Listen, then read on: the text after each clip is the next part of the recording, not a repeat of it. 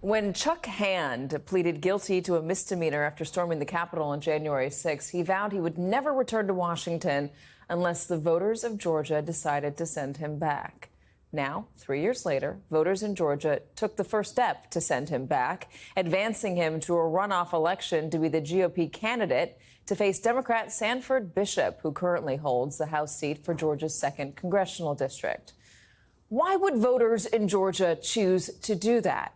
That question is part of a larger conversation about the political beliefs that have divided this country so fiercely, some argue. The only precedent is a lead up to the Civil War.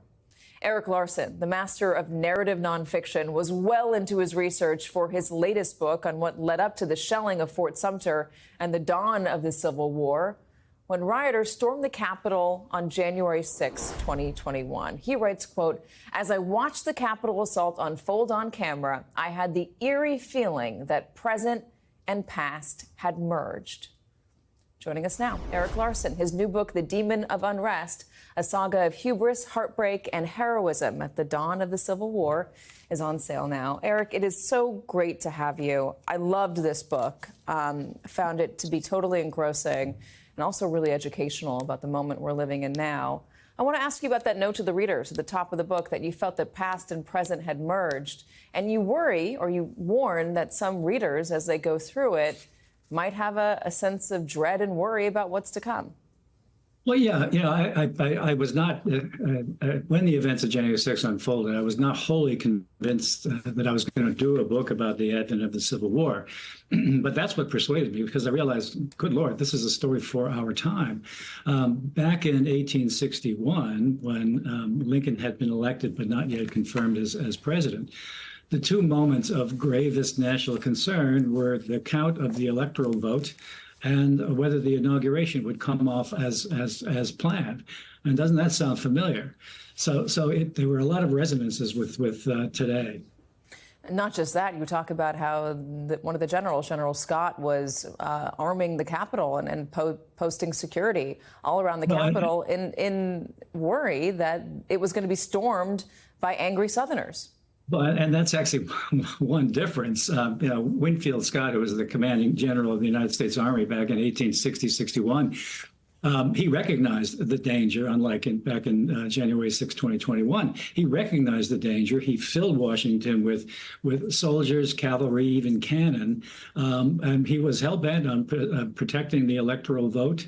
There was, in fact, a mob that tried to storm the Capitol to stop the vote, but he would not have it and blocked it entirely. Same for the inauguration. As I was reading the book, I was struck by how overwhelmingly the two sides seem to be talking past each other and not understanding the other. And it does feel familiar about today. When you look around at the political discord, the division we are currently experiencing, how do you see it with now all of this history that you've got behind you? Well, one of the things I'm struck by is that, we talk about an information echo chamber. And that was very much the case back in 1860 when the South confronted the potential that Abraham Lincoln would be elected in the November 6, 1860 election. No matter what Lincoln said about how he had no intention of disturbing slavery in the states where it currently existed, the South wouldn't believe him and came to consider him to be essentially the Antichrist, hell-bent on abolition, when in fact he was not. So both sides were indeed talking past each other. You write about a lot of these secession conventions and notable ones, certainly in a notable one in South Carolina. And what I was struck by in reading about it is how firmly, and you write this, how firmly they were rooted in not states' rights, but the cause of slavery. And it reminded me of what Nikki Haley said earlier this year when she was running for president. When she was asked about what caused the Civil War, she said it was a states' rights issue. It's amazing how history can be manipulated over the years. Well, I mean, one of the salient factors, I think, in intellectual discourse today is that, there is no intellectual discourse. It's ignorance on parade. Anybody who reads into the history back in the historical the documents that existed at the time, you come away completely convinced that the main issue was slavery. December 20, 1860, South Carolina declared itself as secession. 4 days later, December 24th, it issued a declaration to explain to the world why it had done this. And that declaration is worth reading for anybody like Nikki Haley because it lays it entirely on slavery. What about the Union itself? The question of how it could come to this point and how it could heal afterwards. There was, you read in the book about how one British journalist described the country after the Civil War. And he said, the utter contempt and loathing for the venerated stars and stripes, the abhorrence of the very words the United States, the intense hatred of the Yankee on the part of these people cannot be conceived by anyone who has not seen them.